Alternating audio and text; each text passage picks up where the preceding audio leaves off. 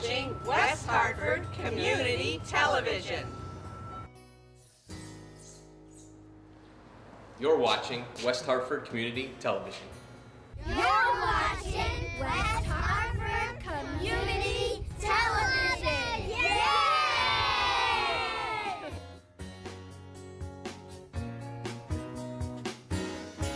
For the community, by the community.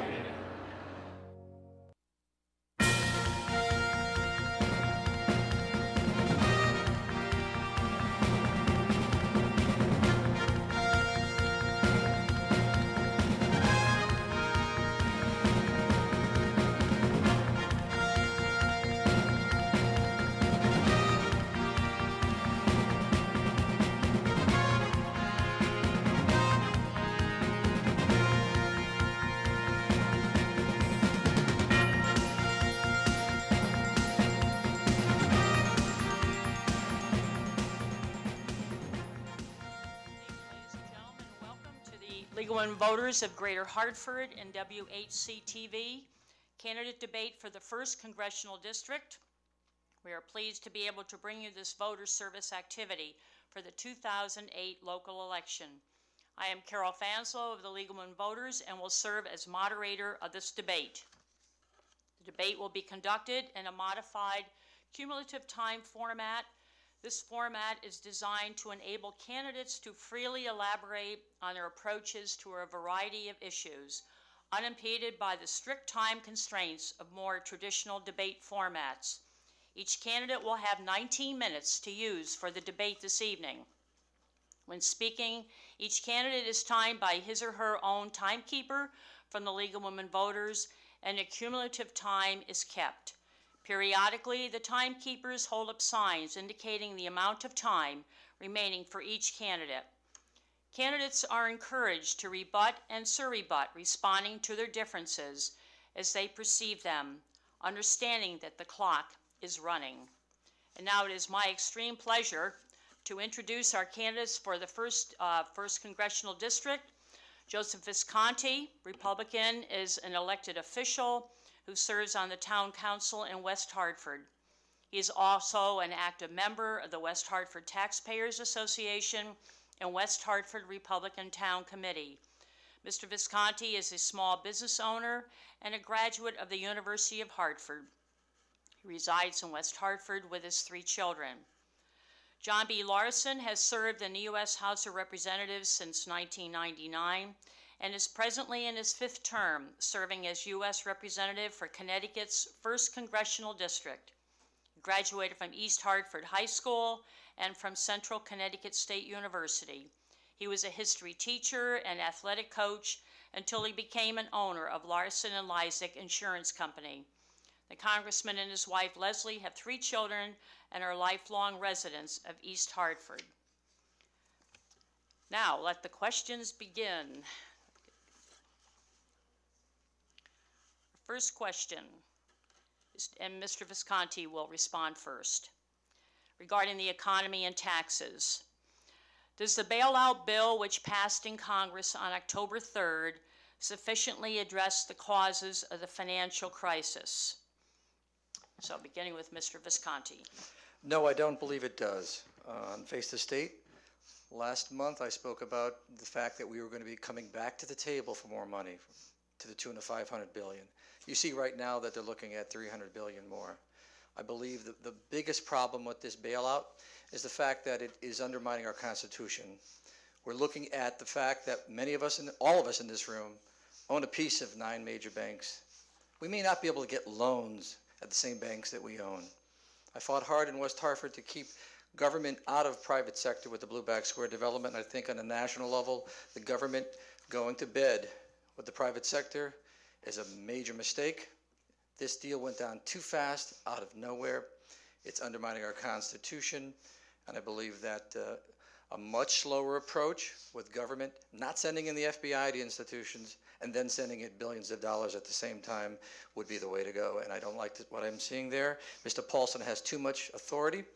Mr. Larson here voted for the bailout, and I believe that this was a major mistake. Mr. Larson. Mr. Paulson provided.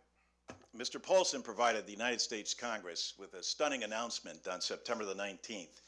And then 3 days later, just 3 pages, which in essence made him, and I agree with you here, Joe, a banana republic dictator over the economy.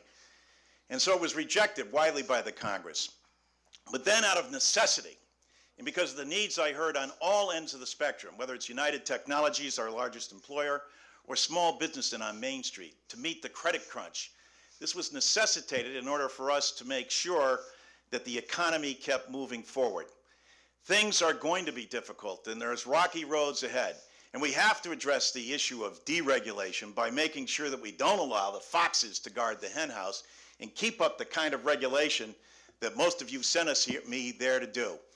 I'm proud of the vote from this perspective, that it's what had to be done at the time, and I'm not afraid to take a difficult vote. I'm proud to be here this evening. More than 6 years ago, in 2002, I was in this chamber next door and talked about another very difficult vote that was pending, the war in Iraq. It was an unpopular decision, but I took a stand, and in the tradition that I like to think we've made precedent here in the 1st Congressional District, continue to hold public forums and hearings, as I did on this issue as well.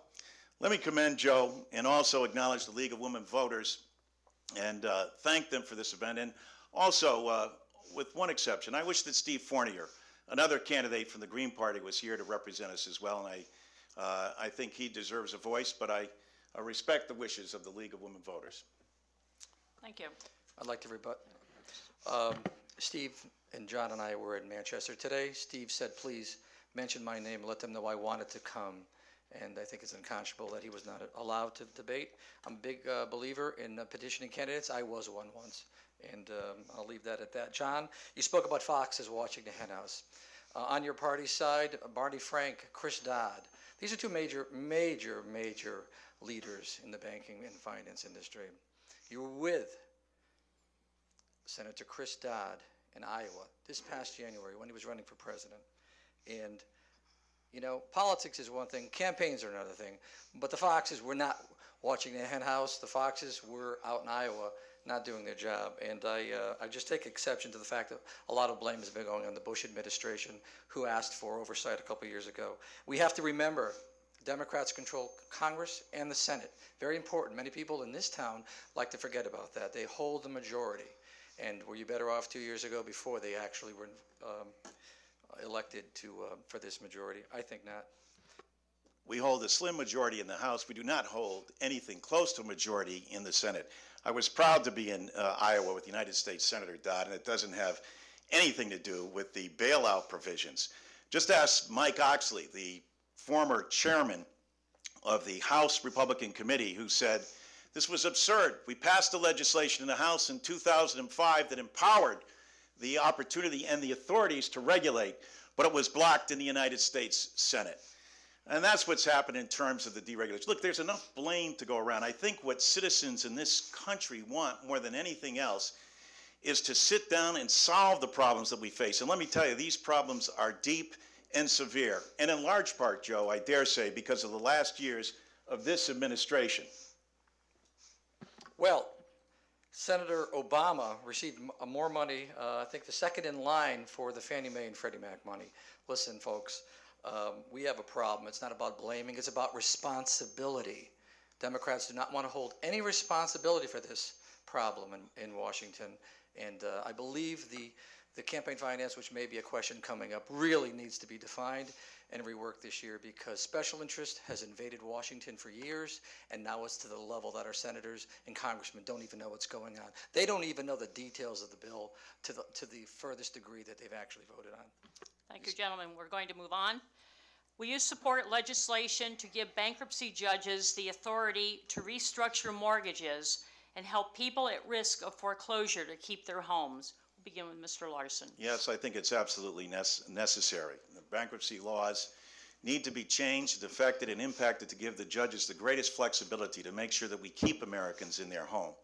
Part of the legislation that was adopted and passed as part of this bailout was to allow the greater flexibility in terms of the workouts that are necessitated to make sure that we allow people to stay in their homes. That should be uppermost. That helps all of our communities. The last thing that we want to see in any community, whether it be West Hartford or any community in the 1st Congressional District or across this state, is to see a foreclosure sign go up next to you. What that does to properties in general hurts the entire community. So yes, we want the opportunity for the flexibility of judges to work out problems that exist with mortgages and allow families to stay in their home. Thank you. Mr. Visconti. Yes, I agree. There was a reform with the bankruptcy law several years ago, and again, our financial institutions and the warnings that should have come from our leaders in the Senate and the Congress, Barney Frank and Chris Dodd, and the bankruptcy law that was reworked, should have really taken a look at some of the data and why we wrote the bankruptcy law the way it was. We definitely need to do this now. What we're finding is a reactionary government. This didn't work, that didn't work. This didn't work, that didn't work. Keep plugging the holes. We got a sinking boat here, and we're reorganizing the chairs on the Titanic deck instead of looking at what's really wrong with this financial institutions. The complexities of the financial institutions in this country is similar to the Roadrunner, and the government is Wile E. Coyote, and it's never going to catch up unless it really puts the brakes on giving away free money to Wall Street. I realize that part of the Republican Party's talking points is that the whole problem that exists today in our economy is a result of Barney Frank and Chris Dodd. I'm running for the 1st Congressional seat. I don't believe either of them are. And I think what we need to focus on is the economy and making sure that we're putting people back to work and making sure that we have an opportunity to reinvest once again in this great country of ours, and leading in the area of energy technological reform, which I have been in the forefront of doing.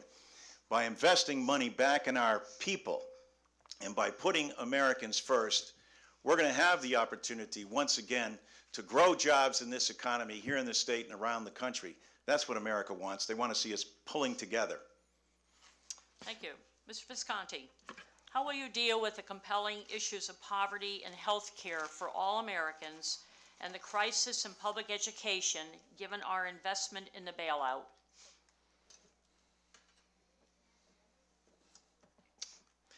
First of all, education. West Hartford is a great town.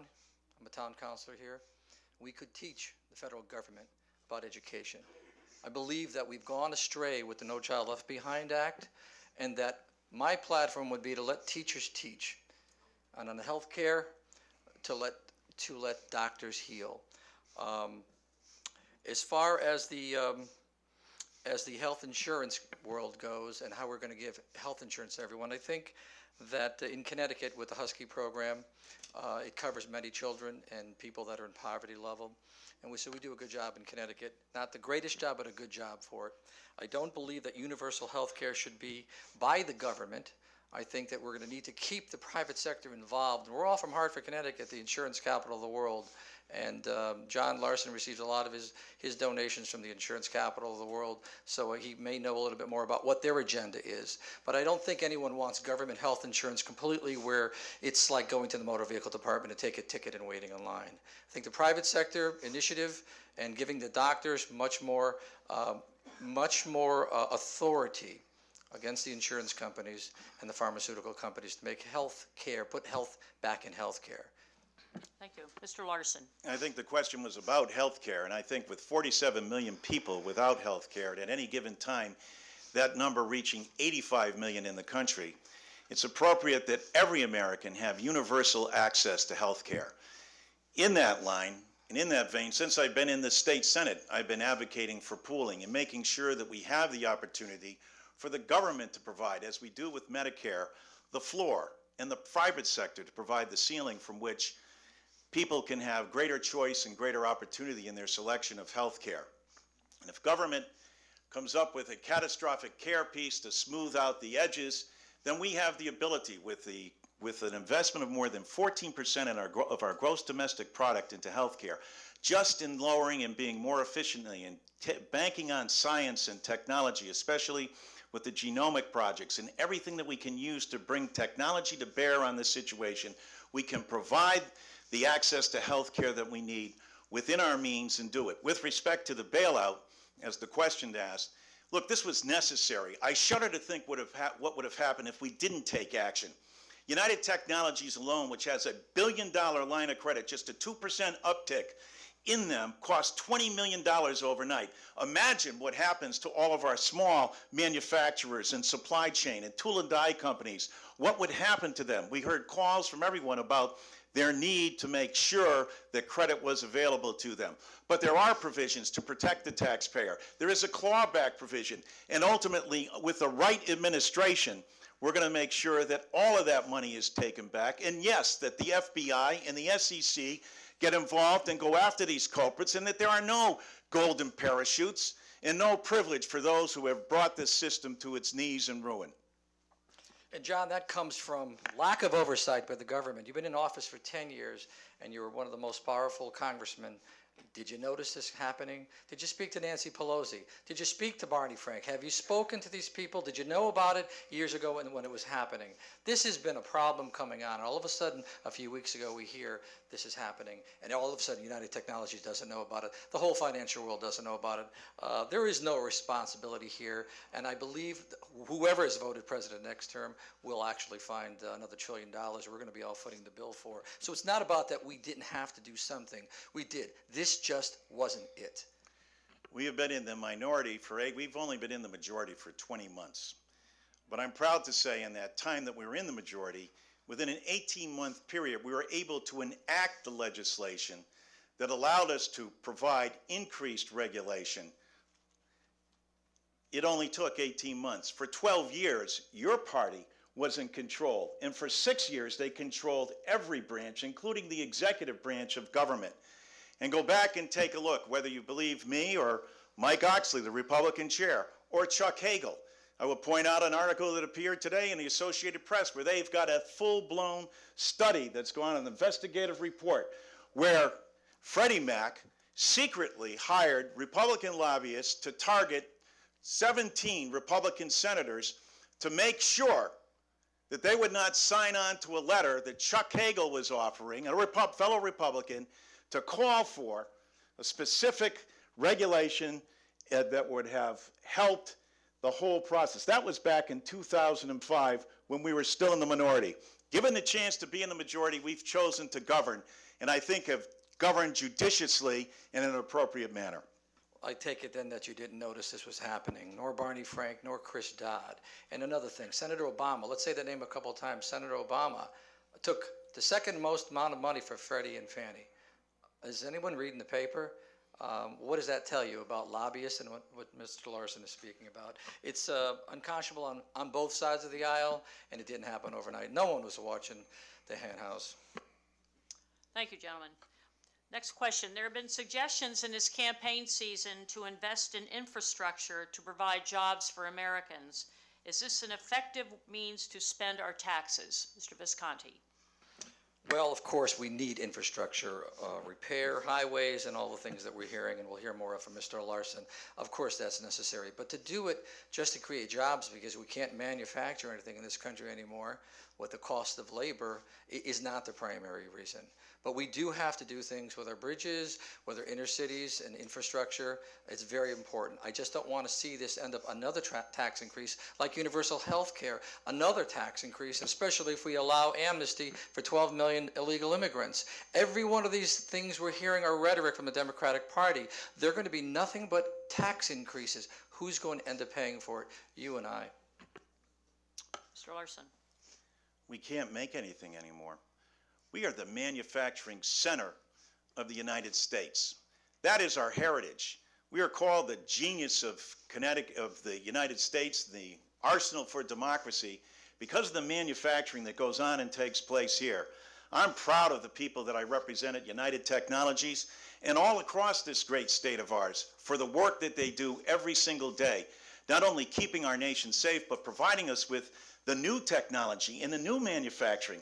Of course we have to invest in this area, and that's why manufacturing is so important. It isn't drill, baby, drill. It's jobs, baby, jobs.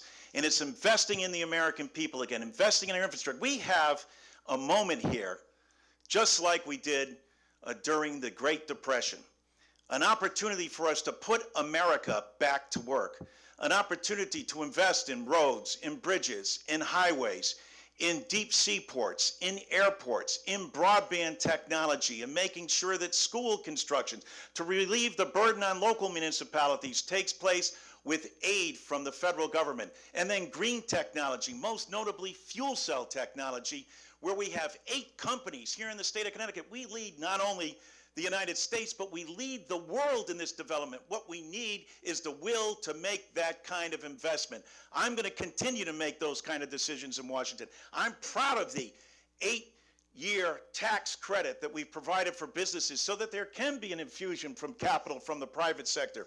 But equally proud of the more than $5 million I've been able to bring back to this district that goes directly into fuel cell technology and future jobs. Jobs that bring true value by the nature of the monies that they create and the jobs that are there for our people to enjoy and prosper from. John, I'm not proud that you brought it back. I'm happy you did your job that you got paid for. And I think we have to remember that this is questions about infrastructure. And again, bridge repairs, roads. Is this going to be tax increases? We have to pay attention to what John is speaking about. It sounds great, but they're going to be tax increases. Who's going to pay for these things? I have a better plan, and that is on my website, viscontiforcongress.org. You can go to the website and see 3 major IRS reforms that I believe will be very helpful. Number 1, everyone who owns a home or rents can deduct their utilities and electric bills off of their income taxes. Number 2, to keep more money in your pocket, your college loans, when your children graduate from school, they can deduct their college loans, especially since many of them are going to come back without being able to get the high-paying jobs in this terrible economy. And the third would be up to $2,500 on interest on their credit cards. Many people are living not paying off their balances on their credit cards. I think these are the first steps to keep people's money in their pocket and not send it to Washington. I ran this by my mailman. He said, "Where's the money going to come from?" I said, "The money's yours. Your employer gives you the money and you keep the money. You don't send it to Washington. Make Washington work harder. If on the utilities and the energy, if they don't deliver better products to us, then we get a bigger write-off. They don't want this. Of course they don't want this because they want their revenue. The pork barrel spending, much of it which was on this bailout." Thank you. Government operates best, if I can rebut here. It's not a question of simply the private sector. We've seen what happens there. Nor is it just an answer of government, but government operates best when it operates as a collective enterprise. And when you use the talents of the private sector, but make sure that greed and avarice don't take place because of the government regulation and oversight. But then you also need to use government to leverage in the economy and create jobs. Think of the space program. Think of the DARPA program that created the internet. Think of our public education program. Think of the roads and bridges that led to commerce flowing across this nation. Those were government programs, but they worked in conjunction with the private sector to provide the jobs and the wealth that we need. And that's what will keep services, goods and services flowing here locally, which we need for our local tax base and our state economy. Thank you. Next topic. Can the United States afford to continue to spend $10 billion a month or another $700 billion on the war in Iraq, plus deal with the situation in Afghanistan? Mr. Larson. No, the United States cannot. Our military is near exhausted. What we need to do is strategically redeploy our troops from Iraq and focus on the people who actually took down the World Trade Center and are still at large in Afghanistan. But it goes beyond that. The United States, at its core, this issue cuts to the chase in terms of the fundamental problem that this administration created. And that was changing more than 50 years of United States foreign policy centered around diplomacy, deterrence, and containment, and instead opting for unilateral and preemptive approaches. That has led us into the quagmire that we now know as Iraq. We have to lead ourselves out of there strategically and safely and then focus in Afghanistan, but also bring together once again the world so that we can focus on the problem of terrorism, which still exists, and Osama bin Laden is still at large. And we have to go in there, and whether it means going into the hills between, the mountains between Pakistan and Afghanistan, and going after him and making sure that we bring him to justice. Visconti. Well, John, I'm glad to see you're after aggression and unilateralism. Unilateralism, that's great.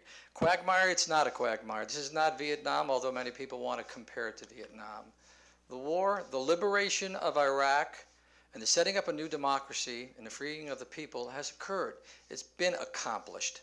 It's there. Now we are making plans to leave the area. We may not leave the region, and rightfully so. There are many problems in that region. It's been a hotbed. We are in a holy war with extreme Islam. This is a jihad. These people are not going to give up.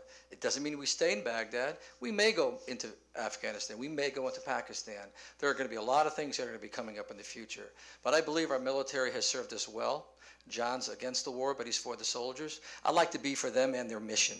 So I send them home knowing when they come back that they did their job and I was with them all the way. I don't want to leave any doubts in their mind as to how I feel about them. Another thing is very important to speak about, and that's the fact that over the last several years, our military has become very, very advanced in their learning and understanding of the enemy, of the territory, and of the world. This is something that we didn't want to have to pay a price for, but they are very much more experienced. And whoever is elected president, and whether John or I go to Washington this next time, what's very important to understand is our soldiers and our military need our help, and we need to look at what is the new military going to look like for this century. Is it going to be submarines and major aircraft carriers? Are we going to need more technology? I believe you're going to see a retooling of the military and something very important happen to America, because we cannot, this is the question, we cannot afford $10 billion a month anymore. So we're going to do things much more smarter, much more efficient, and I think we've learned a lot. The military has learned very much. Of course, we respect the great sacrifice that our men and women have made. Last week, this Thursday, the Vietnam Wall came to Rentschler Field, and along with it, the United States Marine Corps. In fact, the unit that Lance Corporal Lawrence Philippon served in. Their sacrifice, and frankly the sacrifice and the nobility of Ray and Lisa, should give everybody pause and warm us all about the importance of being an American. But at that same wall, a woman came up to me and talked about her young son, one of three that's in the services, who's about to be redeployed for the third time. Our military is near exhaustion because this president and this administration never leveled with the American people, never leveled with us about what was happening with respect to an exit strategy which goes against fundamental doctrines of the United States, the Weinberger Doctrine and the Powell Corollary. It's no wonder that Colin Powell came out this weekend and endorsed Barack Obama, because I think he's seen up front, both in war and in this administration, the necessity for a new direction, both for the sake of our troops and the sake of our nation. Our military is exhausted. Then how are we going to go into Pakistan, John, or Afghanistan, or follow Osama bin Laden and redeploy? Are we going to bring the draft in? There's a lot of questions to be asked. I don't support a draft, but I believe that our military will definitely need retooling, and we're going to need recruitment. And I just want to echo what John spoke about, the wall. This is politics, but it has nothing to do with the lives of our soldiers and their loved ones, and we have to remember that. We do not want these soldiers to end up like those in Vietnam, and I don't believe we're at that level. I believe we will leave the region soon, and everyone wants closure, but we will, like in Japan and like Germany, leave people strategically military areas because we need to gather intelligence and watch extreme Islam. Let me say, because I do think this is an important point, and it's an important point for the country, and it gets back to Vietnam. Let us thank those Vietnam veterans who would not allow what happened to them happen to anyone else who served in the military. I think the great thing in the United States Congress, while there is sharp disagreement about our policies, there is unanimous support for our troops and the men and women and their sacrifice. And in large part, we owe a debt of gratitude to those men and women who served in Vietnam and made sure that it would never happen to anyone else. Thank you. For Mr. Visconti, what role can Congress take to help the battle against Al-Qaeda without creating another Iraq? Well, I mentioned a few things earlier, that you're going to see an increase in the drones, an increase in intelligence. Again, I believe we have learned great lessons, and not everything can come to the public. You're not going to tell the enemy everything. I spoke about this earlier. I don't want to tell John Larson what my campaign ideas are or what my strategies are, so I don't believe the military, the intelligence community is going to tell us everything they know. But if you watched 60 Minutes the other night, you watched how in the Afghan mountains that our troops are being spied on. They're coming across the Pakistan border. This is a holy war. We can't lose sight of that. And I think the military really does need to either work with the UN or find a new way to work with other countries, because now this is a new equation. And whoever is president, this isn't going to go away. But I believe more science, more technology, and a retooled military is going to, with intelligence capabilities, is going to do the job. Mr. Larson. I think the operative word here is strategic. Both the strategic redeployment of our troops will lessen our burden, but also the need for us to make sure that we have stronger diplomatic ties and once again are able to join the world community in the pursuit of what everybody understood. We had virtually everyone from Paris to Beijing supporting us in Afghanistan, and then we took our eye off the prize. It's time now for us to go back and make sure that we're doing that and support in traditional fashion, not only with our troops, but also through the tenets of the Marshall Plan and making sure that we're providing the kind of support systems that Afghanistan is going to need in the future, and prevailing and calling upon the people in the region, including India and China and Russia, in much the same way that we should be doing that in Darfur. And so I think it's strategic is the key word here. It may not require as many troops, but what it will require is the will for us to strategically go after Osama bin Laden and break up the Taliban, where they continue to gather and muster in greater numbers than they did prior to our invading Afghanistan. I'd like to make one more comment about this. Whether there's borders from Syria to Lebanon to Jordan to Iraq, this is extreme Islam, and this is a holy war. It's a holy war against Israel. And I support Israel wholeheartedly. And I believe the president does, and I believe the next president will, no matter who it is. So I'm not going to be making accusations that anyone's against Israel. But I do know one thing. Israel is a target for Iran. This is under a jihad. These people aren't going to go away, no matter how much we want them to how much we think we can't afford $10 billion a month. We're going to need to retool the military, but we're not going to be able to leave the region. And we're going to need to keep protecting Israel. It's our #1 goal. Thank you. Subject of health care. Is health care a privilege, a right, or a responsibility? Please explain your position. Mr. Larson. I believe it's all three. First and foremost, I think it's a responsibility. All too often left out of the equation of health care is personal responsibility.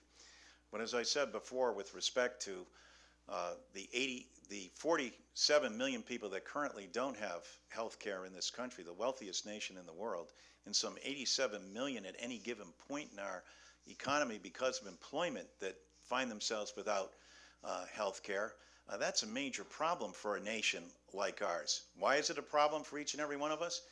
Because our form of health care is called the emergency room. And so we end up with everyone going to the emergency room and driving up all those costs. So it's a matter of responsibility. It's a matter of obligation.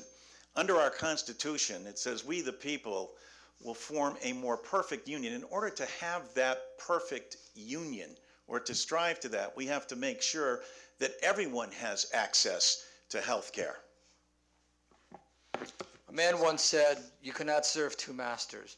And I think that the debate about health care and whether it's a privilege, right, or responsibility, again, it is a blend of all three, of course. We want to be able to purchase our choices are. That's the American way. But we cannot serve two masters. And what does that mean? We have to serve the people and not special interest. But the pharmaceutical lobby, the healthcare lobby, take a look. Go to opensecrets.org and check out your congressmen, congresspeople all across the country, and take a look at the millions and millions that are going into the lobby effort. And is the lobby effort for your best interest? We need healthcare that's centered around doctor-patient relationship first. Just like education needs a teacher-student relationship. We've moved away from that into the economic model, which is materialistic and has a profit margin at the end. Well, I don't want to see our healthcare industry turn us into Wall Street and Farmington Avenue bean counters here determining what kind of health care I get. Insurance companies do not provide the health care itself. The doctors do. And anything we do, we need to really look at campaign finance reform, lobbyists and special interests, because they're playing us all. Well, let me say first and foremost that there are 40,000 people in this region that are employed in the insurance industry. It's a great value-oriented industry. But I've never been shy about stepping up to any industry. And that's why I supported a patient's Bill of Rights. And if it means going up against an insurance company or a pharmaceutical company on behalf of the people, there's no choice there. That's why I was adamant about making sure that the federal government negotiate directly with pharmaceutical companies in order to drive down the cost that people have to pay for their drugs. And that's what I'll continue to fight for, the interests of the people that I'm sworn to serve and represent, although both the pharmaceutical and insurance industries are value industries in the state of Connecticut. Thank you. What suggestions would you make to correct the inequities in health care in the United States, Mr. Visconti? The inequities in the healthcare industry, first of all, we have to understand we've got our pharmaceutical industry gone wild. I was out with John today in Manchester at the Senior Center. I spoke to a lot of elderly people out there. They're concerned with the Medicare. They're concerned with the fact that chronic illness is going to continue. They're going to live longer. And the coverage, it's almost like this. Healthcare has become when you're in a flying trapeze. You're flying around and you've got a net. Well, that's what healthcare used to be. Now there's two guys moving around a bucket of water for you to drop it in. Maybe they'll catch you. More and more and more we're seeing the coverage and the longevity of health insurance not there. Another thing is many people are falling between the cracks where they're not able to buy insurance because of cost. I think that some of these IRS deductions that I brought up would leave more money in the pocket of each individual. Imagine if you could actually take college loans and deduct them, or your utilities and deduct them. We need a bailout for the taxpayer. And if you have that kind of a bailout where you can keep more of your money, you'll have the disposable money to purchase a better insurance. And I believe that the private sector can't be out of the equation. They need to stay in the equation. So I'm against the total government takeover of insurance. Thank you. Well, on the Ways and Means Committee, I think the most important thing that we can do is to make sure that we're targeting tax cuts towards the middle class. And in targeting tax cuts towards the middle class, we can provide them with the economic wherewithal to assist them in some of the inequalities that exist. Where else can we do it? We can do it by something that I said earlier, by pooling. Why shouldn't every small business have an opportunity to be a part of a pool like the state of Connecticut or a municipality or the federal government? By being part of a larger pool, it's just pure actuarial assumptions that you pay a smaller cost because you're part of a larger group. That's one way that we can specifically solve the inequities that exist, but there are several others, and we don't have that much time. Well, I got a few more minutes here. Federal and state employees like John Larson and others, they've got some great packages, and I think the inequities would start there. Why would we take public servants and give them better than the lowest person on the economic ladder? Why aren't we looking at equity where the poorest person on the economic ladder gets insurance that would be comparable to those of our federal elected officials and our state elected officials? Who's writing these laws anyway? Mr. Larson. I agree with you. I think that all individuals ought to have access to health care. There's no discrepancy there. New subject, economy. Since Connecticut has the highest level of property tax in the country, as our representative in Congress, what would you do to relieve this situation? Mr. Larson. Well, I think it has to start with the federal government meeting its obligations, starting with special education and No Child Left Behind. Those two specific areas for every community where the major cost of their property tax, it comes from the cost that they pay out in education. I also think that we need to provide specific relief in the area of new construction and also in energy consumption. Here are three areas that the federal government can lead the way and provide an opportunity. My brother, who was mayor of East Hartford, used to say to me, you know, if the federal government would pay its fair share of the IDEA program or No Child Left Behind, we'd be having a tax decrease, not a tax increase. It's difficult for municipalities as they all struggle with their budgets. I know we've had budget struggles in West Hartford. So I think it's important that the federal government step up to the plate and do its responsibility. Timekeeper? Did you want? Okay, thanks. The economy. Federal government's got to get off our back, period. I already gave 3 examples of IRS deductions that could keep more money in your pocket. What can happen if you have more money? You can pour more money in your 401k, but watch where you put it this time. You can also buy better health insurance.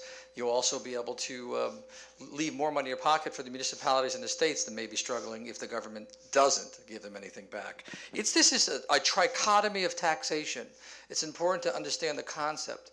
We are all 3 of the people that get taxed at the municipal level on your property taxes and your car taxes, at the state level on your income taxes, and at the federal level. We pay all 3, all of us.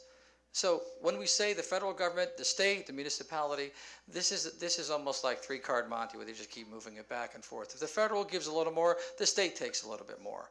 And what has to happen is we need control at the local level. We have it in West Hartford with referendums. Vote yes for the Constitutional Convention, and you can have that control at the state level.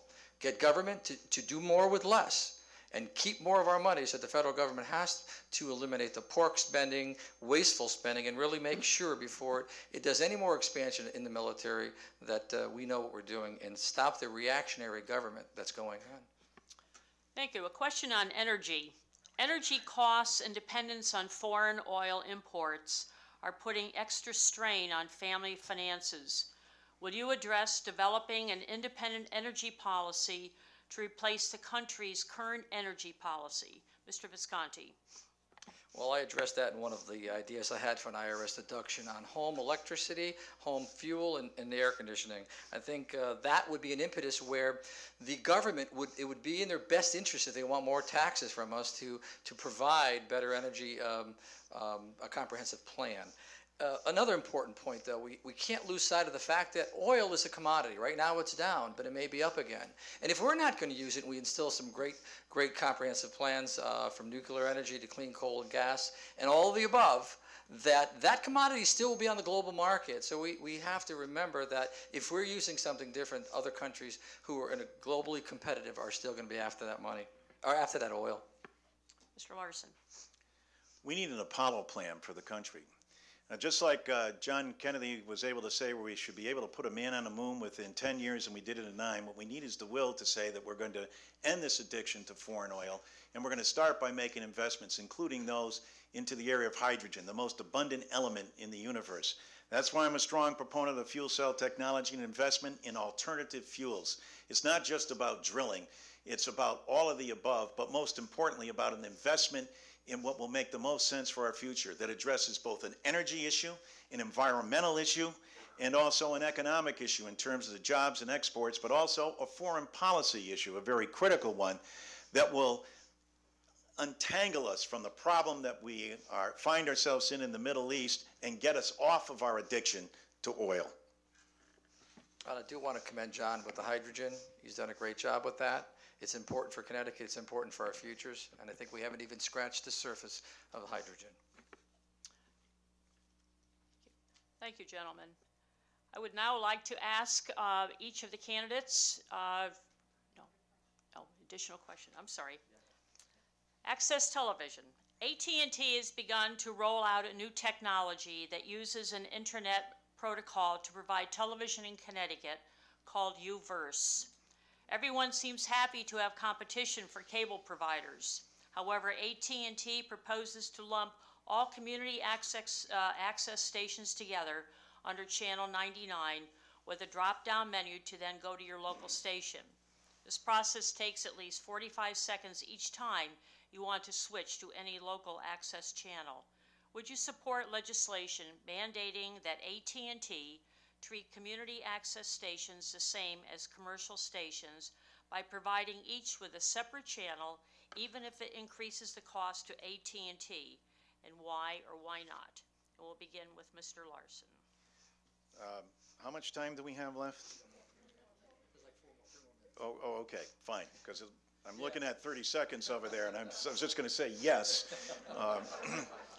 But let me start by saying yes, and let me say that I'm proud that when I was in the State Senate and chairman of the Energy and Public Utilities Committee, to along with Nan Streeter, before Kevin Sullivan arrived, to have been a supporter of making sure that public access absolutely must be carried. I felt the same then. I feel the same way today. Mr. Visconti. I spent 5 years in Miami and produced a television program that went on to win Emmy Awards, national television awards also, on subjects dealing with the disabilities. And we started in Metro-Dade County, and we moved to PBS. I'm a firm believer that what's happening is AT&T for their own bottom line wants to take public television and relegate it to the recycle bin. Basically, you'll never be able to get it. It's important that we understand that in this town right here, WHC-TV, people come down and do shows. It's grassroots, like my campaign.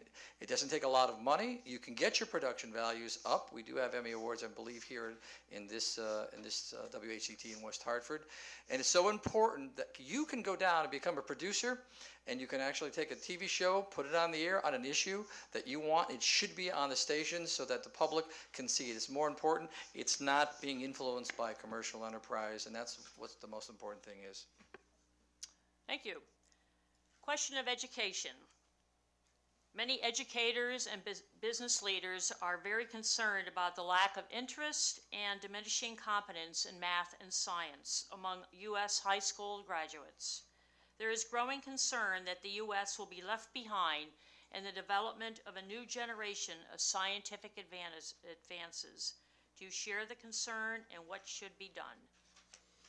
Mr. Visconti.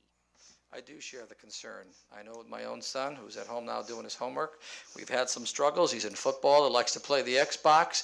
The whole culture that's happening in America, and we're all part of it, isn't right now conducive to science, math, and technology, not across the board. So we as parents, as educators, we're really going to have to ramp it up with the time management for our children and put the focus there because it's so important for them. Mr. Larson. Well, this focus has to be on several fronts, but first and foremost, recognizing that the rest of the world is pulling ahead of us in terms of the scientists and engineers, most notably in China and India. Dean Kamen has talked about this at length, and it's something that's of crisis proportion. First, we have to make sure that we're taking teachers and providing them with the mentoring opportunities with the most up-to-date science and technology that we can pass on to our students in the classroom. Then we have to make sure that we have an opportunity, again, where I think the federal government should be leading, to provide incentives for those that are going to get their degrees to go into teaching that will be in the areas of math and science. These are fundamental. You know, when George David, the head of United Technologies, talks about what we need to do to conserve energy, it all begins and ends with physics and science. Thank you. Someone's telling me yes and someone's telling me no. Keep going. Yes, okay. Keep going. Got more questions? Right. Yes, from Mr. Larson. There is a growing interest in early childhood education. Do you agree with proponents of formal early childhood education that it is a way to solve the achievement gap the country is experiencing between white and minority groups?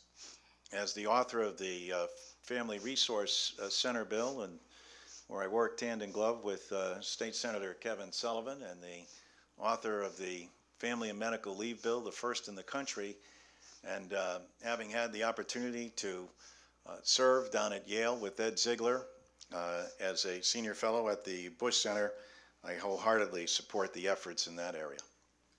Mr. Visconti. I do, as long as it doesn't end up on the backs of the taxpayers. And what we're finding with the federal government dropping the ball, with the states not funding fully our mandates here on the local level, this becomes another tax increase. Also, I believe a lot of it's because both parents have to work. In many instances, the child's left alone, and the things that John spoke about and the laws that he passed, they're great. There's Head Start programs. And if we can get the federal government, that's a job we're running for here, to do its share or get off our back or fully fund its mandates, then we'd have a better shot at implementing that for those who need it. And those who can pay for it, God bless them. I know I put my kids in nursery school, and so I think we really have to pay attention to this as an issue in the next several years. As a follow-up question, what are the key elements of a successful plan? Mr. Visconti or Mr. Larson? I guess Mr. I'll go, Visconti. sure. The key elements would be that I know my sister worked for Head Start down in New Haven, and she told me about a lot of the problems the kids were having in the inner cities. I think successfully we would have to include the parents, especially where they're having a lot of problems at home, and start to put more responsibility on the parents, because what's happening is they don't know what's happening or they're not there, and the social economic issues, again, are just causing a lot of stress in the home life. Mr. Larson. Actually, if done appropriately, the kind of counseling that needs to take place, especially amongst those that don't have family support units, has got to begin in the last trimester of pregnancy, and then working with parents and understanding, look, at the end of the day, it's parental responsibility as well, but they need appropriate training more often than not. But no government ever tucks a child in at night. No government ever reads to them. That's a parental responsibility. We just have to make sure that we provide them with the appropriate kind of tools and then have the resources. Daycare in this country, as Ziegler used to say, is a cosmic crapshoot. And so for many people, they wonder about what's happening with their children when they have to leave them out of necessity because they have to be in the workforce in order to make ends meet in today's economy. I don't think that's a reality on the majority of homes, and I don't believe in cradle-to-grave government, and I believe that's what will happen if we take it too far to the left. It's a balancing act, friends. Go too far to the left, in politics you get communism and socialism. Too far to the right and you get robber barons. It's always going to be in the middle, and we're all going to strive, debate, and fight back and forth to keep government there where we need it and get it out of the way where it's not. Well, this is a cost-effective means of making sure, as you know, some of you probably remember that old Fram oil commercial, either we pay now or we pay later, but paying on the front end saves us the money. And all the tests and studies that have been done on both right and left indicate that the value added that we receive by investing in our children, investing in them early, saves us millions of dollars down the line. Better Yale than jail. Thank you. You can get into Yale? If you study hard. A question on the environment. In the light of the financial crisis, what are the environmental priorities the United States must continue to support? Mr. Larson. Well, the environmental issue and the economic issue are inextricably linked. What the United States has to do is make sure that we, once again, instead of retreating from the Kyoto Accords, join the world again in making sure that we're controlling carbon emissions. How do we do that? We do that by investing in green technology. We do that by creating the jobs that we need here at home. We do that by investing in fuel cell technology, in geothermal, in wind, solar, and photovoltaic. We need to make sure that we're expanding these opportunities that create jobs and allow us export opportunity around the world and here at home. It provides us with an opportunity to become energy independent and self-sufficient. It also stimulates our economy by putting people back to work and providing us with an export. You imagine that a fuel cell company here in the state of Connecticut has received greater offers from Korea than it's received here in Connecticut. It's important that we put our investments into the future.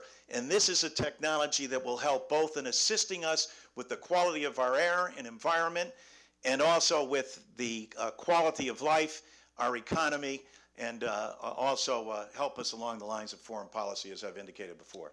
Mr. Visconti. Yeah, as long as the word investment isn't really the word tax increase. And this is what we keep hearing from the Democrats. A lot of what John talked about is good, sounds good, and some of it is good. Kyoto Accord, let's see. What happened to the United Nations? We joined, all of a sudden, rogue nations are coming in, and the United Nations is totally corrupt. So these agreements are only as good as the people behind them. And I believe that the environmental impact that we're seeing, I know in the construction industry, it's come light years from years ago with asbestos and the problems in the environment related. We still have a long way to go. I think we need to look at what we're ingesting, what we're applying. We buy at the supermarket. We don't really know. My dad just passed away with lung cancer, and I was at Sloan Kettering for months, and I saw people with all types of cancers, and where is it coming from? We all know family members that are having these things, and I think we need to look at the medical ramifications and find out really what's causing a lot of this, because some of the big things like hydrogen and whatnot, those are great on one stance, but I think we're having a lot of problems medically that we don't know about yet, and the FDA's really got to get on the ball. Thank you. This concludes the formal part of our debate. Now we will hear from our candidates, beginning with Mr. Visconti with a 2-minute closing statement. I'd like to thank the League for having this event, and again, I wish that Steve Fournier was invited. My dad was a child of the Depression. He was born 6 months before the Depression occurred, and my whole life I had ingrained in me, food, Joe, you got to watch out because no matter what happens, it's going to be hard to get food. And you know, you go around for 51 years and you hear all these things about the Depression, and then we're on the eve of possibly another one, maybe even worse. I am concerned over food and our food supply and the transportation of food. Confidence comes from knowing what comes next. And the more we debate things, sometimes the less we understand. And we have to have common sense approaches in government to solve problems. And this is why I believe the special interest invasion into our democracy in campaign finance reform, which I thought we were going to get a question on, really needs to take place. You can't, as a carpenter, I can tell you, you can't fix the house with a broken hammer. Congress is broken. And what we need to do, and I hope John signs on to this, is to get some form of public financing at the congressional level, something that we can all tolerate without major tax increases, where the congressional and senators, Congress and senators, do not have to be, they can be lobbied, but they don't receive the money from special interest groups. You can have your groups, you can have your PACs, you can have them all endorse candidates, but I believe that this is the core problem. It's the core problem in all politics. If we can remove that, then we will get candidates who have to come up through the ranks and do a lot more grassroots campaigning as I have done. I'm a Republican, and the reason I'm a Republican is I'm right of center. I believe, my dad was a Marine and he came out of the Depression, that we get out there and we work, no matter what's happening. Tough economy, good economy, you work hard and the initiative, and government isn't there to carry us, so it's not a victim and needing bigger government. I believe that I'm a Republican because we're right of center, less government, but effective government. And I think you're going to see the government get much more like the military, tooled and efficient in the future, because they're going to have to. Thank you. Thank you. Mr. Larson. Well, let me too thank the League, and also thank Joe and echo his sentiments that we wish that Steve were here and participating this evening as well. Let me also add, Joe, that I hope you'll support the Common Cause and my bill in the United States Congress that embraces public financing. We've done it bipartisanly with Dick Durbin and Arlen Specter in the state Senate, in the United States Senate, and myself and Walter Jones, Republican, in the House of Representatives. It is necessary in order for us to go forward. This evening, as we talk, though, the issue remains for Americans and for the short term and the long term is the economy. The middle class is in a squeeze. They've seen median income for the middle class has shrunk by $1,200, and the costs with respect to energy, with respect to health care, and with respect to their kids' education has risen by $4,800. That is a real squeeze. We need to have tax relief directed at the middle class, and especially those that are paying dearly and have reached into their pocket time and time again. Those are the individuals in our society that need our help and need relief now. I intend on the Ways and Means Committee to make sure that that's where we're directing our tax relief. I also believe that, and am grateful for the honor to serve this district, and I'm thankful for the service that we provided, more than 1,400 cases just in this past year alone. And it's things as important, big and small, from Tom Guzzo getting a headstone for his dad, to making sure that immigration and Social Security cases get addressed. That's important every single day, and intersecting with those individuals' lives is critical in the congressional office. I'm proud of the fact that we're accessible and have had a great opportunity to represent this district, but what we need here is something that Roosevelt said, the warm courage of national unity, and to reach out together and pull together as Americans to make sure that we are providing this nation with the kind of leadership that it needs. Thank you to both Joseph Visconti and John Larson for being here this evening. I would also like to thank our sponsors, the Legal Women Voters of Greater Hartford, and WHC-TV Channel 5 Access. Thank you for being with us. Thank you. Thank you. Thank you very much.